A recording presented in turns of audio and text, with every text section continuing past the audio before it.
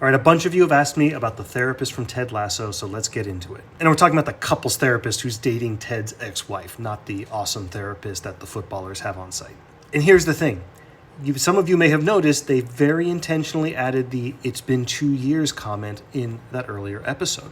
And that's important because the APA Code of Ethics and a lot of state laws generally put this 2-year cap on when you are potentially allowed to engage in an intimate relationship with a former client.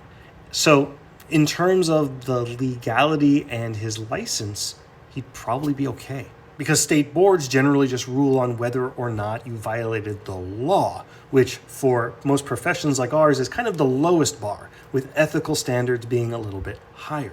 So using this example, one of our professional organizations, the American Association of Marriage and Family Therapists, has a lifetime ban on having a sexual relationship with a former client. And so you could get sanctioned by and kicked out of that organization, even if in your state, perhaps you got to keep your license because it had been over 2 years.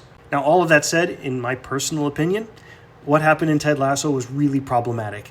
And as my wife can attest to, I was yelling at the screen when that happened, because he had access to all the intimate details of their romantic relationship while he was doing the couples therapy. And I don't think there's any amount of time where that power dynamic could ever reasonably be rectified. So yeah, that was problematic. I was yelling at the screen.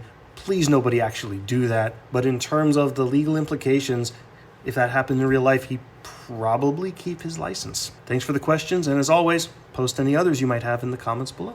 And don't forget to like and follow.